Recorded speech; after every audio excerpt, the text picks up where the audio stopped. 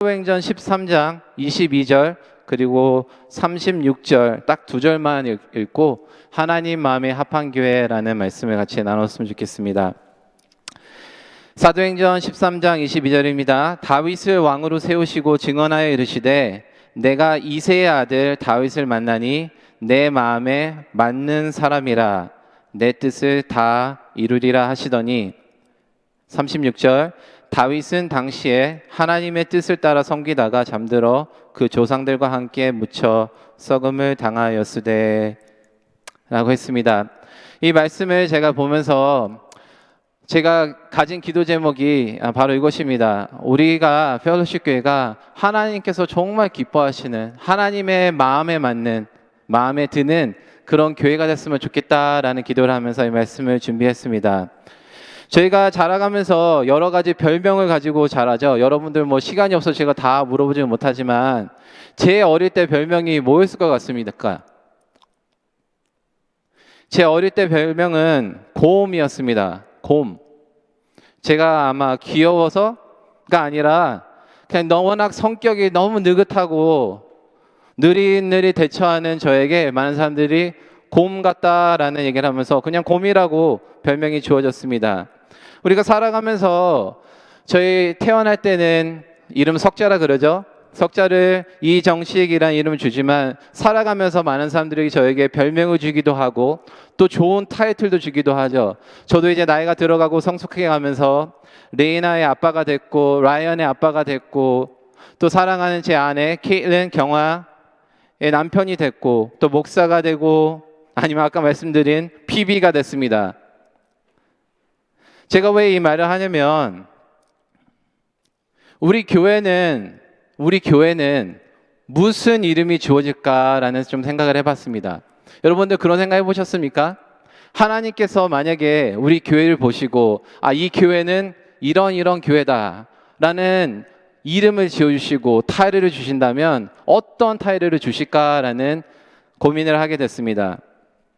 성경에 많은 사람들이 언급되지만 그 많은 사람들 중에 하나님께서 멋진 타이틀을 주신 몇 분들을 제가 떠올려 봤습니다. 믿음의 조상이라고 불렸던 아브라함, 예수의 길을 예비한 세례 요한, 순교자 스데반, 전도자 빌립, 또 하나님의 친구 모세, 또 오늘 저희가 읽은 내 마음에 합한 자 다윗. 이런 타이틀이 참 많이 주어지는데요. 이런 타이틀은 본인들이 만든 게 아닙니다. 그들 평생의 삶의 결과로 하나님께서 그들에게 준 영광스러운 타이틀입니다. 하지만 제가 이 언급한 멋진 타이틀들이 그 사람들이 다 완벽하고 잘나고 모든 것들을 다 잘하고 하나님을 순종해서 주어진 것이 아닌 것을 저와 여러분들 잘 압니다. 인간인지라 한없이 부족하고 때로는 하나님의 말씀을 어기고 거짓말하고 자신의 것들을 추구했던 적도 있지만 전체적으로 그들의 삶을 통틀어 볼 때 여러 어려움과 역경을 극복하고 삶을 잘 마무리했기 때문에 하나님께서 이런 멋진 타이틀을 주셨다고 생각합니다. 다시 한번 묻겠습니다. 오늘 31주년을 맞이한 펠로십 교회는 무슨 타이틀이 주어질까요? 앞으로 여러 해가 남았지만 지금까지 존재한 31년 동안 돌아봤을 때 하나님께서는 이 펠로십 교회는 이런 교회야 라고 타이틀을 주신다면 무슨 타이틀을 받을까요? 그동안 우리는 어떤 교회였습니까? 제가 이 교회에 31년 전부터 있지 않았지만 적어도 여러 해 동안 섬기면서 여러 얘기를 들었습니다. 나쁜 얘기도 듣고 좋은 얘기도 참 많이 들었습니다. 사람들이 우리 교회를 가리키면서 시대를 앞서가는 교회, 교회들의 교회, 참 마음에 드는 말입니다. 교회들의 교회, Church of Churches. 뭔가 이끌어간다는 말이죠. 살아있는 예배가 있는 교회, 평신도 사역이 활발한 교회, 선교하는 교회 등등 여러 좋은 레퓨테이션이 있었습니다. 근데 더 중요한 질문은 지금까지 들었던 얘기도 참 중요하지만 앞으로 10년이 지나고 20년이 지나고 사람들이 뒤돌아볼 때 50주년 예배 때 그때 무슨 교회로 남을 건지 그것이 저는 더 중요하다고 생각합니다. 그래서 오늘 31주년 동안 하나님께서 하신 일들을 제가 기억하고 감사하는 것도 중요하지만 이 예배가 그냥 감사 예배로 끝이면 안 됩니다. 저는 오늘 예배가 감사 예배로 시작해서 헌신의 예배로 마쳐야 된다고 생각합니다. 다시 한번 헌신하고 다시 한번 이 기회를 맞이해서 하나님, 그렇죠, 제가 그동안 좀 소홀하고 제가 그동안 마음이 많이 식었죠. 다시 한번 결단하는 데디케이션 서비스가 됐으면 좋겠습니다. 그래야지만 하나님께서 주신 우리 NCFC를 향한 하나님의 사명과 비전을 저희가 품고 그 사명을 이뤄가기 위한 우리의 결단과 실천이 우리로 하여금 나중에 어떤 교회로 기록 남을 건지를 좌우한다고 생각합니다. 여러분, 성경에 나오는 표현 중에 제가 참 좋아하는 표현들이 참 많습니다. 하나님께서 하신 표현 중에 두루 살핀다라는 표현이 있습니다. 시편에서 그런 얘기하죠. 하나님께서 하늘에서 이렇게 뇌를 보시면서 세상을 두루 살피시되 예배하는 자를 찾으시고, 그런 말씀이 있습니다. 저는 그 말이 참 좋습니다. 그 말을 제가 처음 읽고 나서 하나님께서 이 세상을 두루 살필 때 제가 하나님의 눈에 띄었으면 좋겠습니다.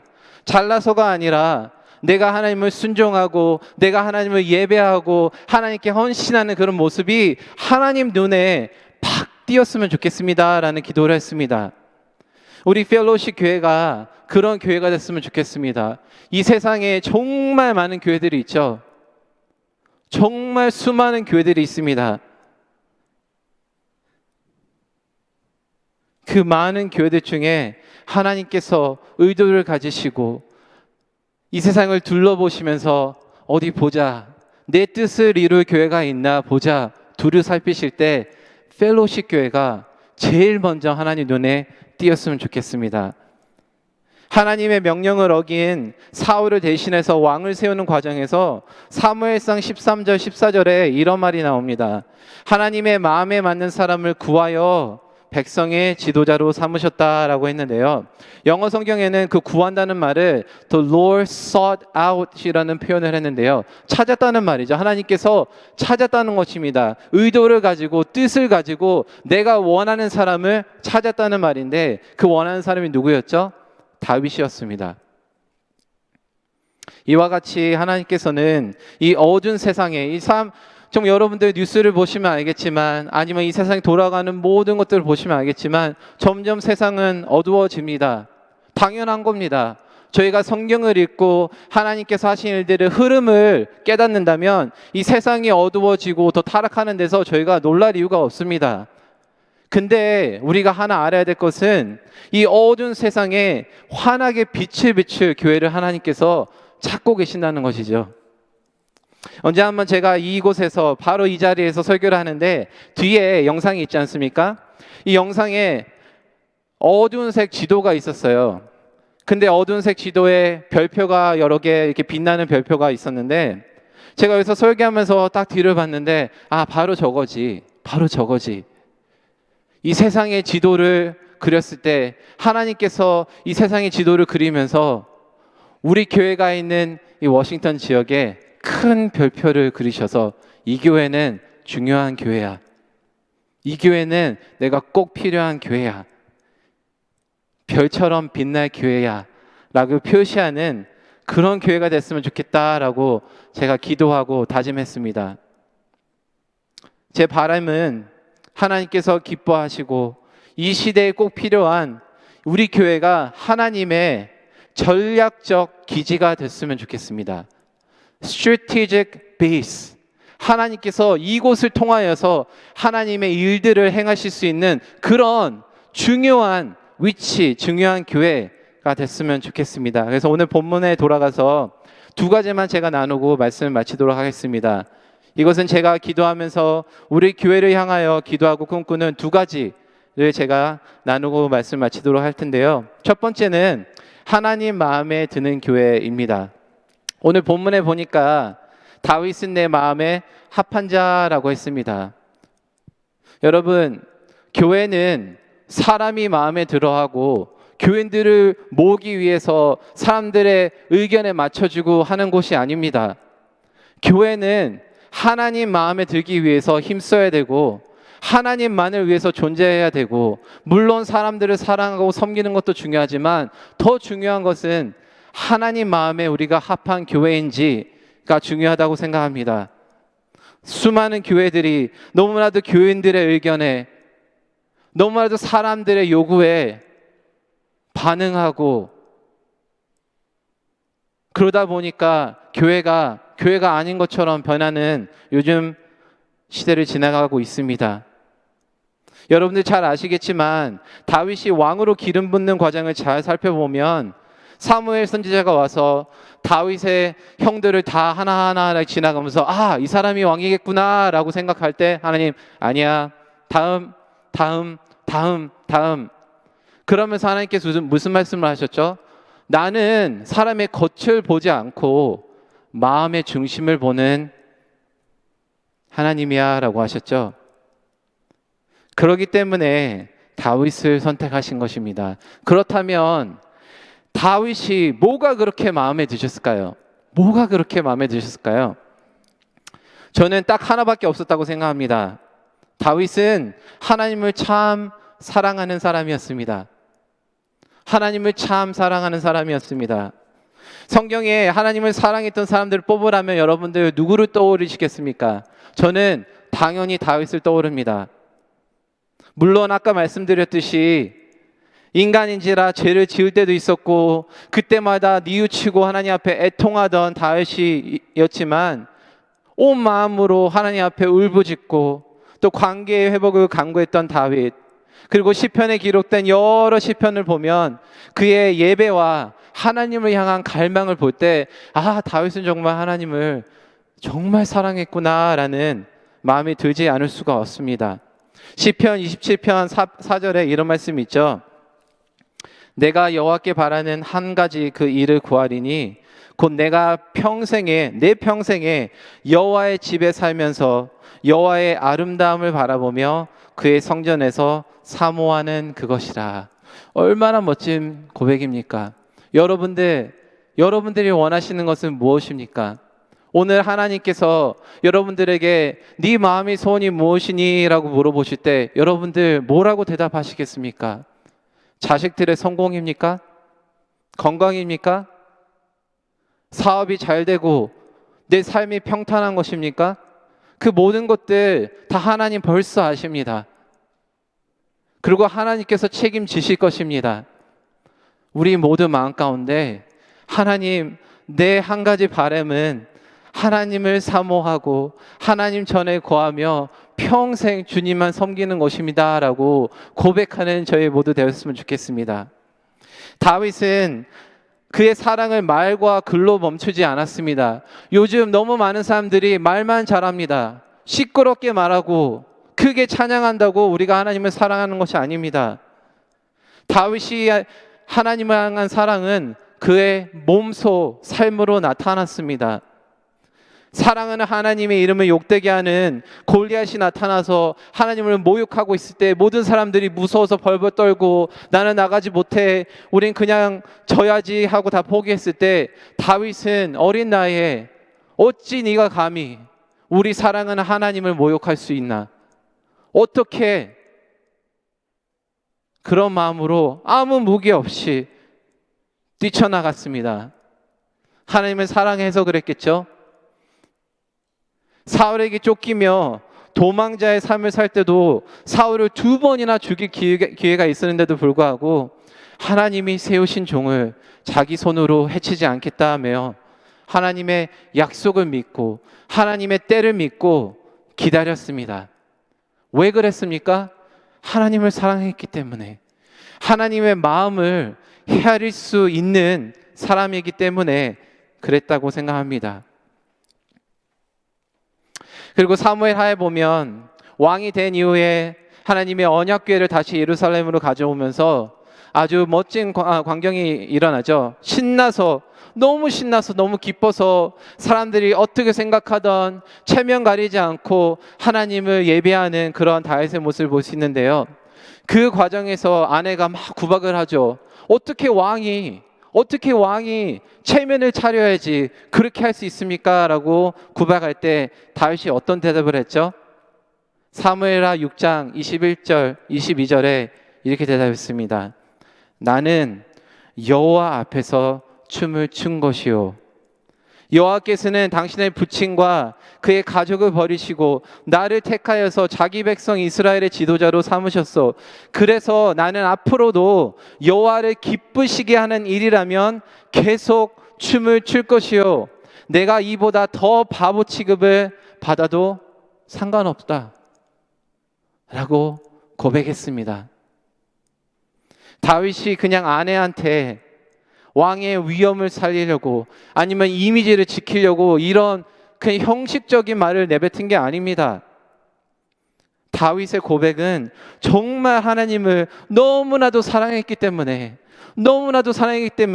심지어 자기 사랑하는 아내가 자기를 원망하고 자기를 업신여겨도 하나님만을 선택하겠다는 의지와 결단의 고백이었습니다. 여러분, 하나님을 얼마나 사랑하십니까?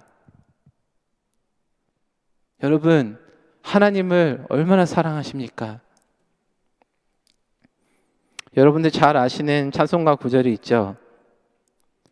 내 주 되신 주를 참 사랑하고. 제가 이 설교 준비하면서 제가 요즘에는 말씀드렸듯이 영어 중에서 지금 오랫동안 사역을 했기 때문에 한어 찬양을 잘 안 듣습니다. 자연스럽게 더 안 듣게 되는데요. 제가 이 찬양을 준비하면서 제가 찾았어요. 내 주 되신 하나님을 참 사랑하고. 제가 이 찬송가를 가장 좋아하는, 제가 제일 좋아하는 파트가 제일 마지막 부분입니다. 어떻게 되죠? 이전보다 더욱 사랑합니다. 이전보다 더욱 사랑합니다.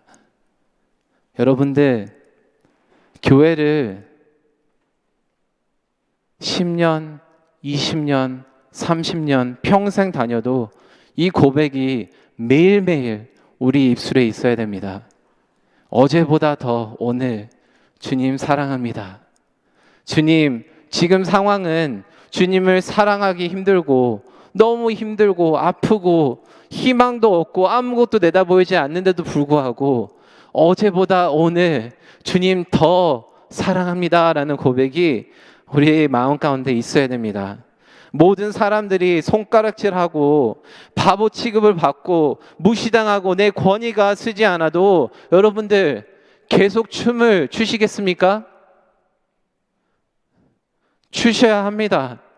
왜냐하면 여러분들에게 하나님이 그런 사명을 주셨기 때문입니다. 계속 예배하고 주님만 섬기시겠습니까? 제가 2005년도에 처음에 교회 왔을 때 참 큰 도전을 받았습니다. 여러분들 잘 알다시피 저희 부모님도 여기 계시고 저는 목회자 가정에서 어릴 때부터 교회에 쭉 다녔습니다. 나름대로 잘 자랐다고 생각합니다. 교회에서 주일학교도 잘 다니고 특별히 나쁜 짓도 많이 아니했고, 근데 이 교회 와서 제가 이제 사역하러 이 교회 왔는데 이 교회가 정말 좋았습니다. 처음에 왔었을 때 교회가 멋있고 16년 전만 해도 이 교회 건물이 더 깨끗하고 더 멋있던 기억이 나는데요. 교회가 멋있고 아니면 김원규 목사님 설교가 좋아서 물론 건물도 좋고 물론 설교도 너무 좋았습니다. 하지만 제 마음을 흔든 것은 이 모든 회중이 예배하는 모습 그리고 성도들의 열심이었습니다. 그때만 해도 제가 대학교 때 아니면 이제 신학교를 졸업하고 사역을 시작할 때 그때는 경배와 찬양이 정말 흔했다고 표현해야 되나요? 흔했습니다. 대학교에서도 항상 부흥회를 했고 한국에서도 부흥 여러 사람들이 와서 콘서트도 자주 하고 제 친구들과 많이 참석하면서 집회에 참석해서 열정으로 예배하면서 제 또래 사람들을 많이 봤지만 이 교회 왔는데 제가 충격을 받은 것이 뭐냐면 주일 예배인데 모든 성도가 손을 들고 주님을 기쁘게 찬양하네. 정말 신선한 충격이었습니다. 애들부터 나이 드신 어른들까지 두 손 높이 들고 기쁘게 손뼉치며 찬양할 뿐만 아니라 모든 사역에 열심히 그리고 적극적으로 섬기시는 모습을 보면서 제가 정말 큰 도전을 받고, 그래, 이 교회야 제 마음을 먹고 그때부터 이 교회에 섬기게 되었습니다. 기존 교회와는 다르게 형식과 틀에 얽매이지 않고 하나님이 주신 열정과 은사대로 움직이는 공동체가 너무 좋았습니다. 아, 이 교회는 참 하나님을 사랑하는 교회구나라는 말이 제 입술에서 저절로 나왔습니다. 여러분들 기억하시겠지만, 그때 계셨던 분들 기억하시겠지만 40일 새벽 기도 때도 예배당이 꽉 차게 사람들이 와서 예배하는 모습을 보고, 심지어 한 번은 제 기억에 저기 버지니아에 있는 호텔을 한번 빌려서 새벽 기도를 했던 기억이 나는데요.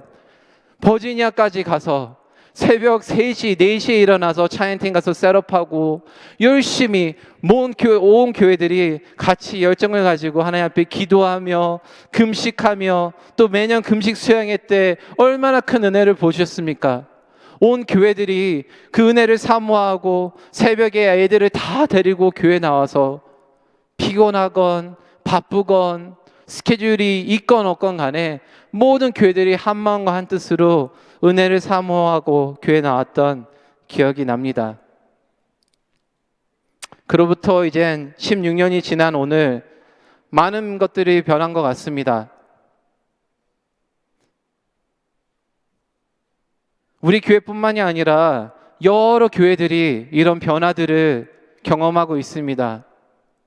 우리의 변화가 매일매일 주님을 더 닮아가는 것이라면 좋겠지만 안타깝게도 그렇지 않은 게 현실입니다. 물론 교회가 겪은, 특히 우리 교회가 겪은 여러 가지 어려움과 또 팬데믹에 큰 영향이 있겠지만, 더 주님을 닮아가는 것보다 이제는 사람들이 교회를 떠나고 본인의 편리, 가족, 아이들을 위하고 더 여행을 즐겨하고 내 취미가 우선으로 오고 사업, 돈 등등 하나님보다 사랑하는 것들이 너무 많아졌습니다. 사랑이 식으니까 희생도 없고 섬김도 없고 자연스럽게 삶의 기쁨도 점점 없어지게 되었습니다. 여러분, 제가 이 얘기를 하는 건 여러분들을 제가 막 혼내고 왜 그렇게 하십니까? 라고 하는 게 아닙니다.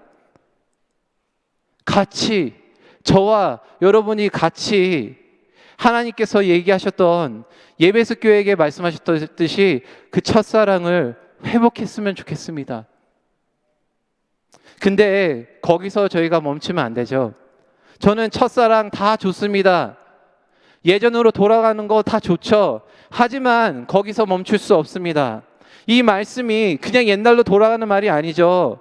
우리가 예수님을 처음 만났을 때는 아무것도 모르고 그냥 예수님이 좋았다면, 이제는 저희가 오랫동안 믿음 생활도 했고 성경도 읽고 제자훈련도 했고 했으니까 이제는 주님을 더 알기에 더욱 사랑하는 저희가 돼야 되는 것입니다. 마치 결혼 생활과 같죠. 제가 아내와 2007년도에 이곳에서 결혼을 했는데요. 14년이 지난 지금 제가 더 아내를 사랑하고 더 아끼게 되고 세월이 지나갈수록 더 그렇게 될 거라고 생각합니다. 사랑이 깊어진다 그러죠. 여러분들 사랑은 더 깊어지고 있습니까? 아니면 그냥 믿음 생활에 익숙해서 그냥 사는 대로 교회 와야 되니까 오고 믿음 생활 해야 되니까 하고 오이코스 가야 되니까 가고 그런 식으로 살아가고 계십니까? 저는 우리 펠로십 교회가 건물이 좋고 교육부가 잘 돌아가고 뭐 말씀이 좋고 그런 것보다는 하나님을 사랑하는 교회, 정말 하나님을 사랑하는 교회, 그렇게 알려졌으면 좋겠습니다. 두 번째로는 오늘 본문 22절 마지막 부분에 다윗을 말씀하시면서 그가 내 마음에 드는 것뿐만 아니라 그가 내 뜻을 다 이룰 것이다 라고 말씀하셨습니다. 그리고 36절에 다윗의 인생을 이렇게 표현하셨습니다. 다윗은 한평생 하나님의 뜻을 받들어 살다가 죽었다라고 표현하셨죠. 얼마나 멋진 말입니까? 여러분들 한 인생을 살면서 하나님께서 여러분들의 삶을 적으실 때 정식이는 한평생 내 뜻을 이루고 죽었다라고 쓰시면 얼마나 감사할까요?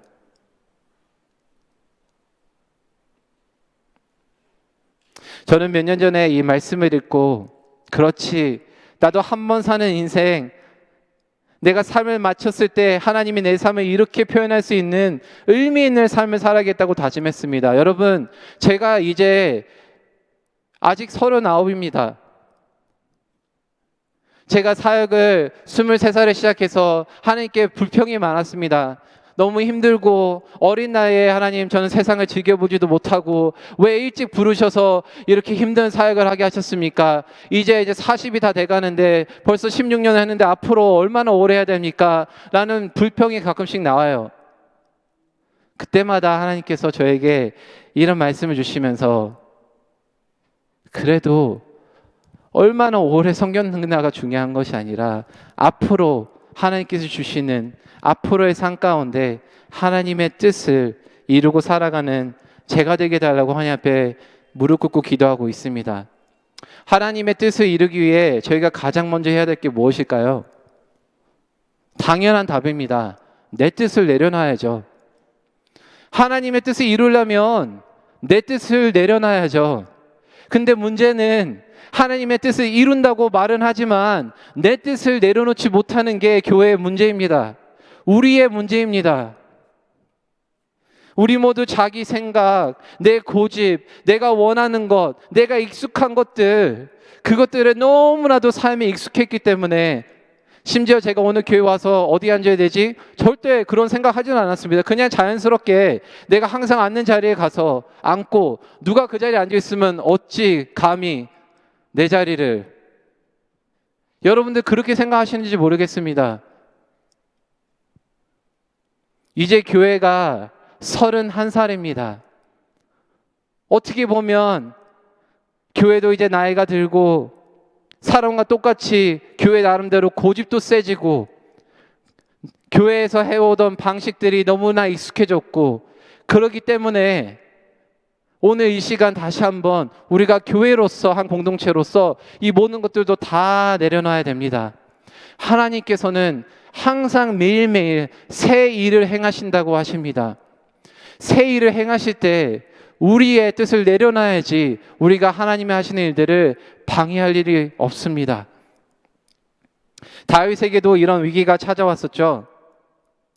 왕이 되고 나서 평화를 누리고 정말 이스라엘 역사에 길이 남을 엄청난 잘난 왕이 됐지만 역대상 17장 1절에 어떤 위기가 찾아오냐면요, 다윗이 생각하면서 나는 이런 궁전에 살고 있는데 하나님의 법궤는 아직 천막에 있네. 성전을 지어야 되겠다. 성전을 지어야 되겠다 하면서 좋은 마음을 가지고 좋은 의도를 가지고 뜻을 품습니다. 그래서 그의 생각을 선지자 나단에게 나눴을 때 선지자도 그렇게 하세요, 흔쾌히 대답을 하면서 그 일을 진행하라고 말합니다. 하지만 그날 저녁에 하나님께서 선지자 나단을 통해 무슨 말씀을 하셨죠? 이것은 내 뜻이 아니다 라고 말씀하셨습니다. 여러분, 이 스토리가 정말 중요합니다. 많은 경우 우리가 이렇게 해왔기 때문에, 내가 기도하면서 결정했기 때문에 이것이 물론 하나님이 나에게 주신 뜻일 거야 라고 생각합니다. 목사님들과 상의하고 오이코스들과 상의하고 그래 좋은 뜻이야, 좋은 플랜이야 하자라고 할 때, 여러분들 만약 하나님이 오늘 저녁에 나타나셔서 이것은 내 뜻이 아니다 라고 말씀하시면 여러분들 어떻게 하시겠습니까? 다윗에게 큰 위기가 찾아왔습니다. 힘든 것을 요구하는 것도 아니고 다윗 본인의 자신의 꿈, 자기가 누리겠다고 하는 것도 아니고 하나님의 성전을 짓겠다는데 하나님께서 안 된다고 하셨다는 것이죠.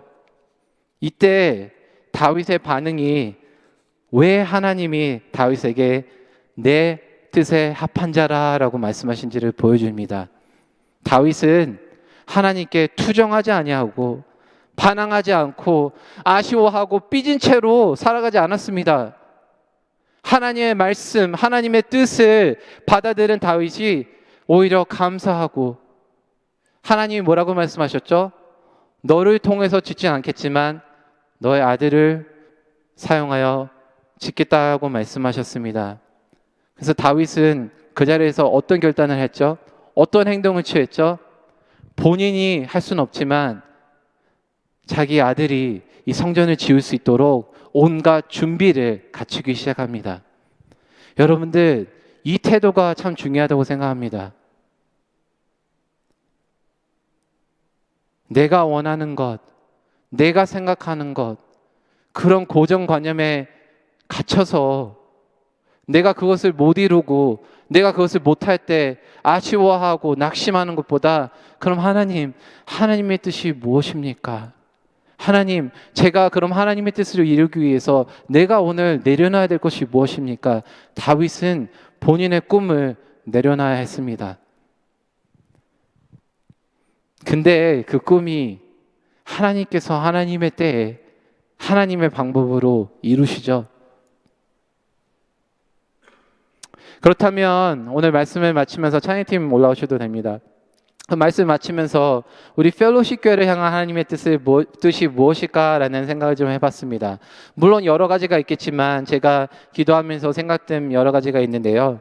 첫째는 우리 모두 하나가 되는 것입니다. 여러분들, 교회를 다니면서 우리가 하나 되어야 됩니다, 우리는 하나 되어야 됩니다 많이 얘기하죠. 예수님께서 제자들을 위해 기도하시면서, 마지막 기도를 하시면서, 또 우리 믿음의 자녀들, 나중에 믿게 되는 사람들을 위해 기도하시면서 어떻게 기도했죠? 이 사람들이, 내 제자들이 하나됨을 통해서 나의 제자됨을 사람들이 알 거라고 하셨습니다. 여러분들, 하나됨은 우리의 선택이 아닙니다.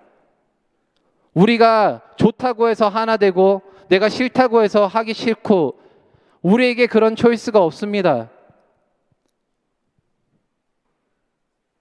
하나님의 명령이고 이 교회가 꼭 이루어야 된 사명입니다.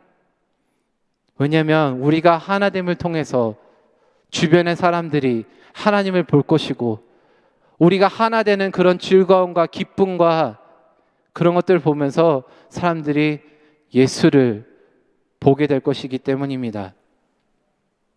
두 번째는 다윗이 그랬던 것처럼 본인은 그 뜻을 이루지 못했지만 우리는 그 다음 세대가 하나님을 사모하고 하나님의 뜻대로 살아갈 수 있도록 준비를 해줘야 된다고 생각합니다.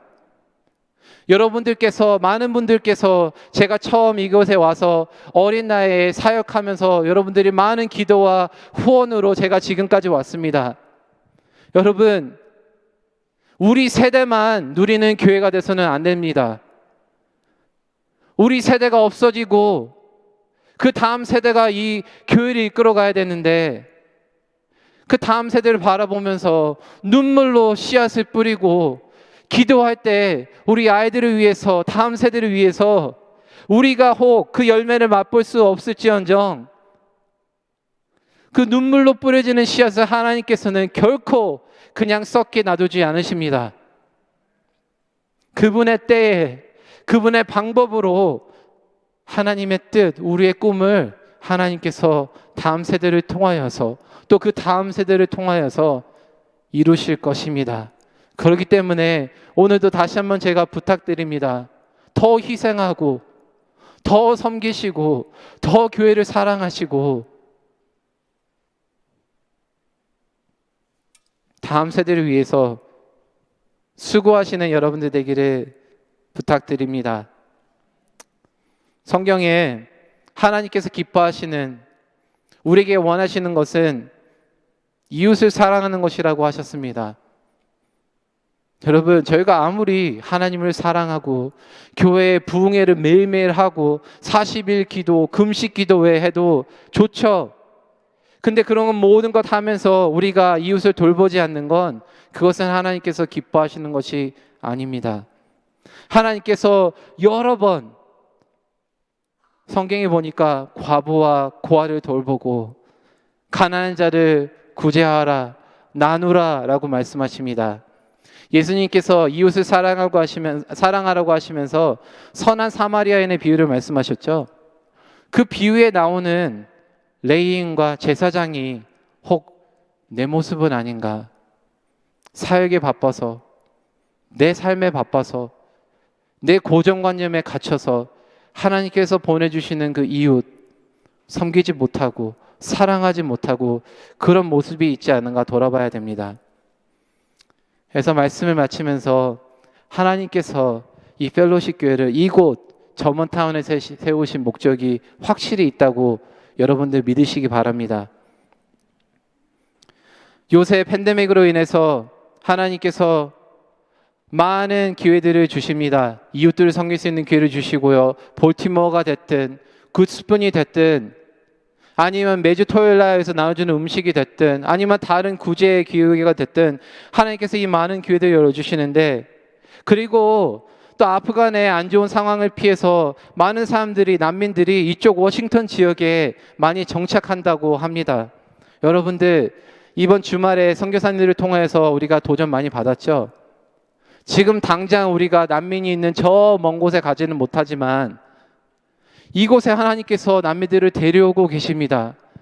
우리에게 섬길 수 있는 기회를 주시고 그들을 돌보고 그들의 집에 필요한 물건들을 가져다 줄 수 있는 기회를 주시는데, 우리가 이때에 하나님께서 주시는 이 마음을 가지고 이웃을 섬길 수 있는 그 교회가 됐으면 좋겠습니다. 그래서 우리 교회가 하나님의 축복을 우리만 누리는 것이 아니라 우리 축복을 나누는 그런 축복의 통로가 되는 그런 교회가 되는 저희 펠로십 교회가 되었으면 좋겠습니다. 다 같이 일어나서 오늘 결단하는 찬양 드리고 같이 예배를 마치도록 하겠습니다.